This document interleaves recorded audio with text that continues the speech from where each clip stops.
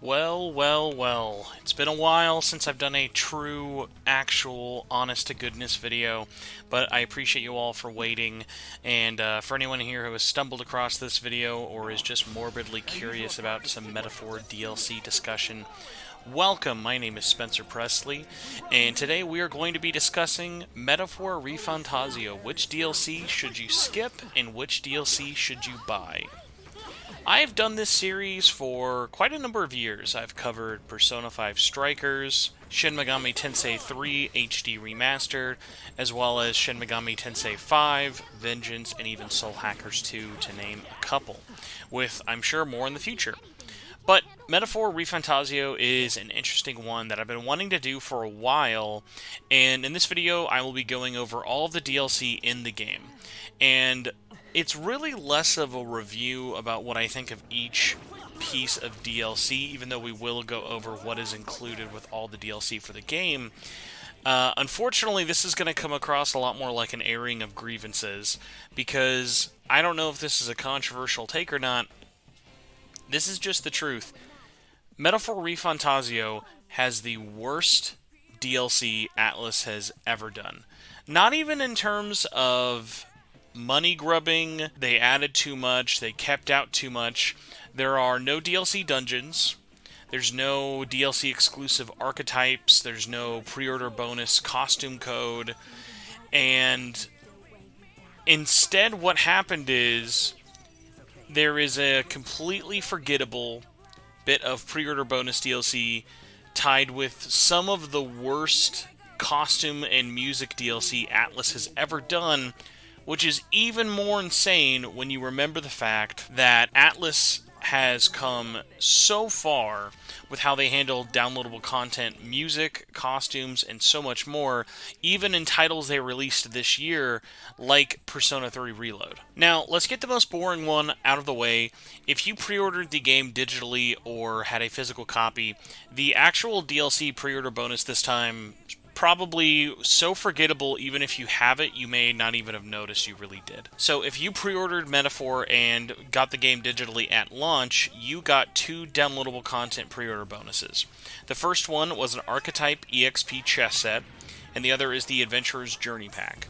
This is basically a tiny arrangement of health items, recovery items, and Archetype EXP boosts for leveling up, which are absolutely flooded in the game. Playing the game normally, you will always get so many that this one is so negligible, I'm sure most people probably forgot about it by now even being in existence.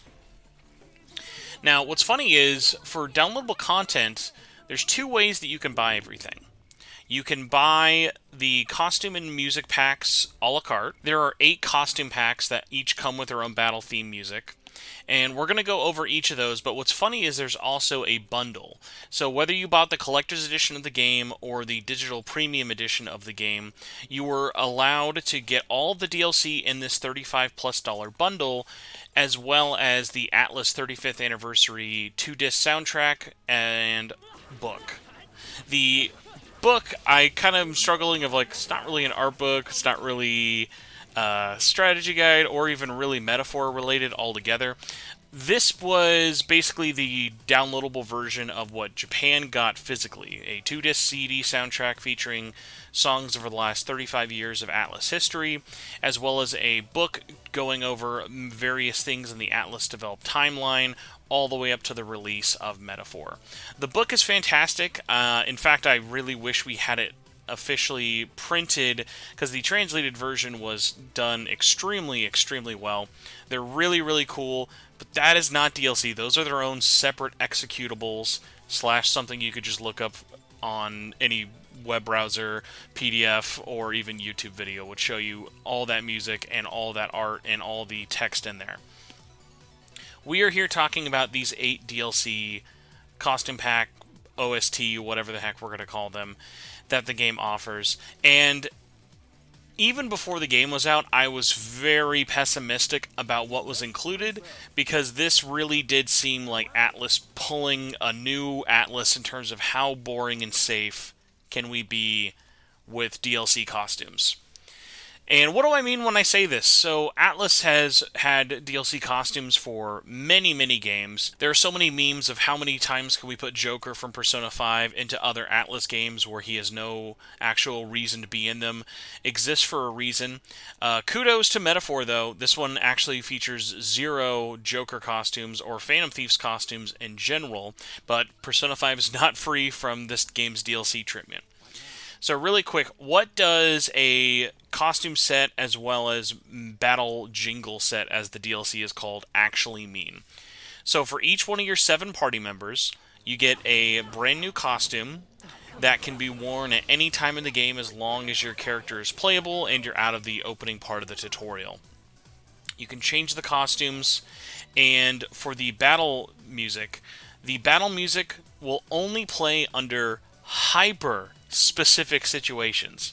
So if you are in a dungeon, that dungeon, you need to go up to an enemy, which, by the way, the dungeon music has not changed. Persona 3 Reload actually does a really good job of this, where the DLC can be played in various different ways, but we'll get to that.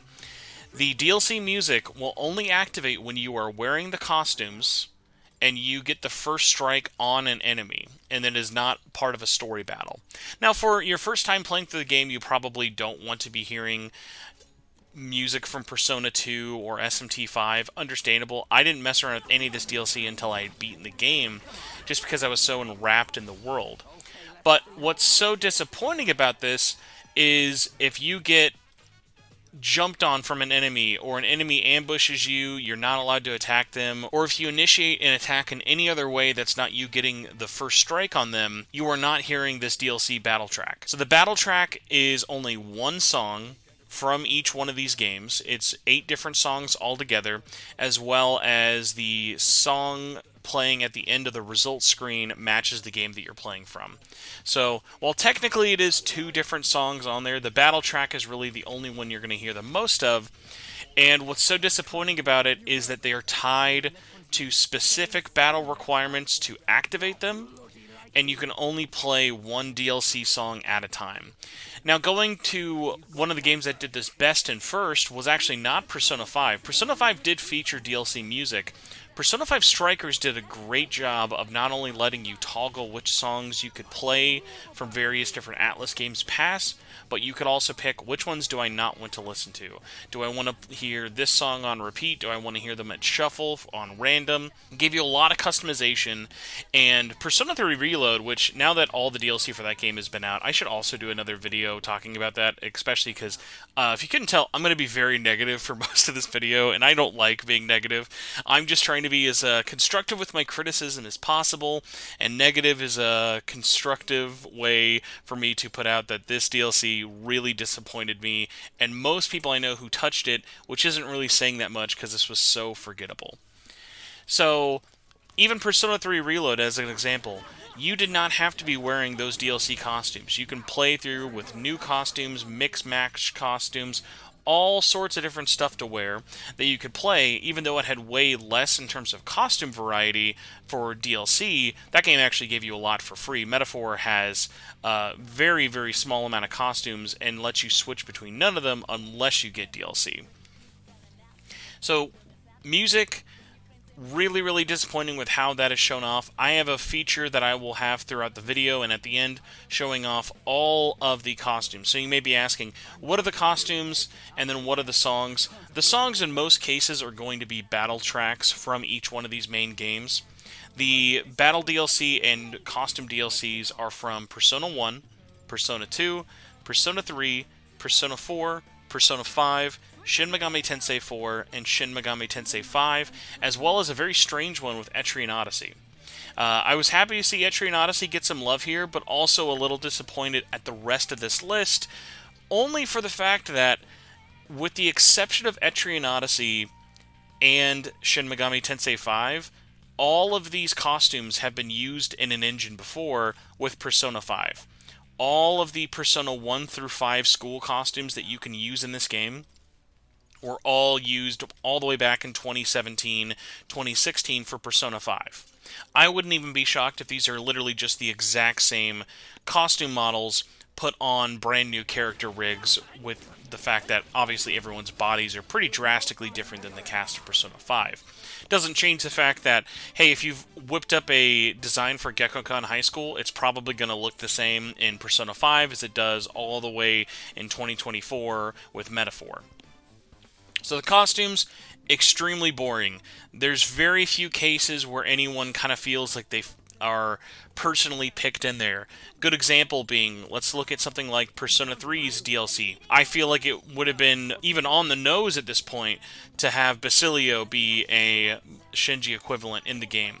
For Persona 5, it is only the school costumes, and all the school costumes are fine, but they're very samey looking. There are no Phantom Thieves costumes, which again, you may say, well, good, I'm glad the Joker costume isn't in there, but that would have added some nice variety here because we have 8 DLC packs, and out of all of them, 6 are school uniforms. The Samurai garb from SMT4 is nice, but we've also seen that in other games before, as well as Persona 5 Royal. So nothing really crazy new there in terms of selection, or really what's there at all. The SMT5 one was probably the biggest shock to see, but again, even that, you most of the time are probably not thinking of all the different costumes that you can wear with SMT5, and would rather see other sort of action uniforms or various different things, like even something like a Strange Journey or Catherine, or even the Dancing Games costume, something that would stand out a little bit more than just a bunch of school uniforms we've seen that, by the way, stand out extremely, extremely hard in a fantasy RPG like Metaphor ReFantazio. Though, ironically, the most appropriate was the shocking one of Etrian Odyssey. The class costumes are fantastic. The class costumes are completely brand new costumes we've never seen before in this engine. Nobody looks similar to one another. In case anyone is curious, by the way, the battle track for this one, just because Etrian Odyssey has had so many various games, it is Initial Strike from Etrian Odyssey Untold. For anyone who is curious about the costumes, the protagonist does use the hero class outfit. Stroll is the gladiator, Hulkenberg is the protector, Heisme is the ronin, Juna is the troubadour, Yufa is the shaman, and Basilio is the bushi. All of them look fantastic. Shirtless Basilio, 10 out of 10. No notes needed there. And it is important to know that if you're someone out there who is interested in some of this DLC or just want to check it out, the DLC on its own is $5. I think if there were a couple of different things done differently, I could recommend maybe getting a costume here or there. None of the songs are bad. None of the DLC costumes look bad. The problem is it screams cheap in terms of production value. There are not any meaningful new amounts of songs, and all the songs are tied exclusively to costumes and special trigger events for battle, that it never really feels like you're getting to enjoy various different songs. Again, comparing it to Persona 3 Reload, where they had DLC that was tied exclusively to adding new songs for dungeon exploration, for battles, for bosses. Really, really let you enjoy the history of that series in a nice, pretty cheap, in my opinion, way of adding some extra content to the game. Now, again, it's $35 for the bundle. I think if you're interested in the book and the Atlus 35th CD, it is worth it just for those alone, or if you got the collector's edition, you did get that as part of the price for your collector's edition. The costume DLCs on their own are $4.99, at least for USD. I think those are fine if you maybe want one or two, but this entire thing, if we're taking the Atlus book and CD out of the equation, this game's entire DLC is a huge skip. It's handled terribly. There is no real kind of shine or showmanship to any of it. It just really feels like a cash grab, unfortunately, which is a bummer because you look at every other aspect of Metaphor, and it does such a great job of not only being a new step forward for Atlus as a game developer, but also implementing so many various different IP that they've worked on, and not just Persona, not just Shin Megami Tensei, really giving a lot of interesting winks and nods and appreciations to their history as a company. And as a really big lifelong fan of theirs, I noticed every little detail and always find new little fun things that I can either share with other people or learn from others in a way that I really, really respect. And the fact that this DLC again, very similarly to how Persona 5 was centered around the 25th anniversary of Persona, the 35th anniversary Atlus love is just not felt here. This just feels like the game was done, and we were like, okay, we've got one good idea for DLC, but we're not just going to make one random Etrian Odyssey DLC pack to sell. Let's throw in some cheap Persona 5 PS3 skins and call it a day. Really disappointed with how it turned out, and to top it all off, the costumes themselves are even restricted. You can only use the costumes in dungeons, inside battle areas, not when you're exploring, not when you're in towns, not during story moments.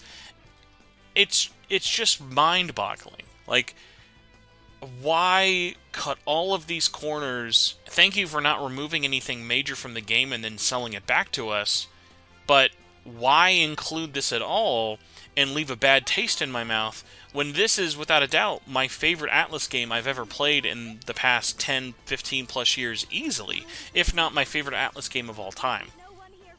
Absolutely mind-boggling decision. Please avoid this DLC at all costs, said the man 8 months after the game released. But if you're curious and are stumbling across this or found this useful, or even have any questions for me about this game and its DLC, please let me know in the comments below. I'll be more than glad to answer them all, and I'll be showing off more gameplay from all the different 8 battle costumes, as well as what the songs sound like for anyone out there who's curious. So, please enjoy this video. I'm trying to get back onto an even stead with the podcast, which, by the way, hey, I do a podcast, Shin Megami Tensei Network. Try to be weekly, every week, and the goal as well is to not only get back to doing one podcast a week, but also doing one YouTube video a week.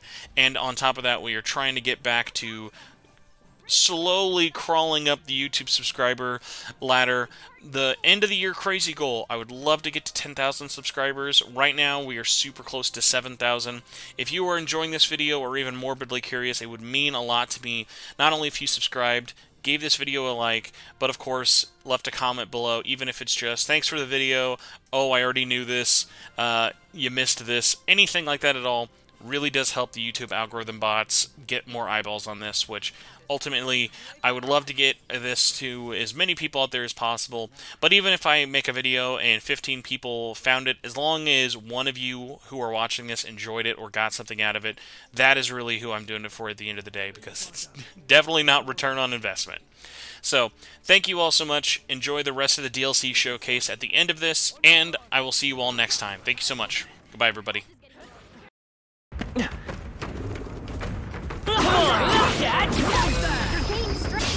Let us settle this. Give it my all. Get in there!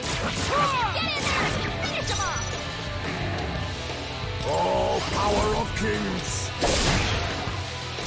Are you prepared? Oh, holy mirror! 2 remaining! Come forth, royal soul! Scour! I could have done it! But I thought he hit the weakness! Observe the... Behold! We stand together! Good! Almost decided! Well done, Got this Hulkenberg. handled. Only one left! Finish them off! Face We're me. clear. Merge! But all things seem right! General! Let's get on with it! No, the General! Power tougher than I thought! Soul Hacker! Now, let's work together! I'm counting on you! And that's that! Victory's ours! Commendable technique, everyone.